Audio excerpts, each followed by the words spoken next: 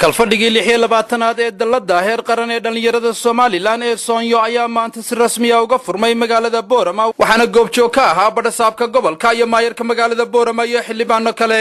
Ugu horeyntii ayaa gudoomiyaha dalada SONYO mudane Mubaarak Ismaaciil Tani oo hadalka furay uu ka waramay ujeedada kalfadhigan. waa mid ka mid ah qorshaha u yaala dalada dhalinyarada heer qaran ee SONYO in 4 bilood ee kastaba dib loo eego dib loo qorsheeyo hawlaha dalada dhalinyarada heer qaran ee SONYO ay ku foogan tahay una hayso dhalinyarada heer qaran ee Jamhuuriyadda Soomaaliland oo dhan si ay u hufnaato u haboonaato ugu toosnaato baahida hadba jirta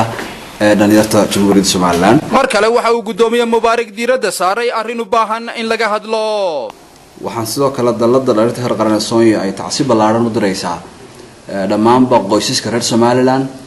ubadkoodii qaaliga ahaa ku waayay masiibada heer qaran ee tahriibka ee dhalinyarteena haysata in tala qaran laga yeesho ayaan soo jeedinaynaa. gudoomiye ku-xigeenka dalada SONYO mudane Mustafa Maxamed Daahir oo isaguna halkaasi ka hadlay ayaa waxa uu kalfadhiga u rajeeyay waxaan rajeynayaa insha Allah shirkan in qodobo badan oo midadal ah oo guud ahaan shacabka Soomaaliland wax tar u yeesha gaar ahaan dhalinyarada Soomaaliland inay ka soo baxaan hadii la hay'ado. maayarka magaalada Boorama mudane Salebaan Xasan Xadi ayaa waxa uu carabaabay inay SONYO marar badan ka mid dhalisay higsiga himilooyinkii loo aasaasay waxana uu dalbaday in wax qabadkii kala oo dhan iska dhigaan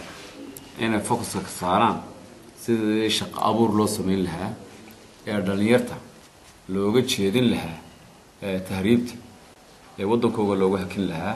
badhasaabka gobolka Awdal Cabdo Axmed Ayar oo hadalka soo gabagabeeyay ayaa waxa uu dhalinta kula dardaarmay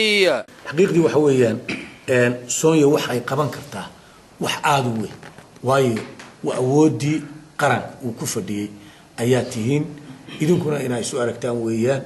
si kastaba ha ahaatee dalada dhalinyarada Soomaaliland ee SONYO ee heer qaran ayaa waxay alaaba u ololeysaa helidda iyo hirgelinta siyaasada cadcad oo horseeda shaqo abuuris lagu jiheeyo dhalinyarada dalka laguna maalo cilmigooda casriga ah caqligooda iyo cududooda dihin.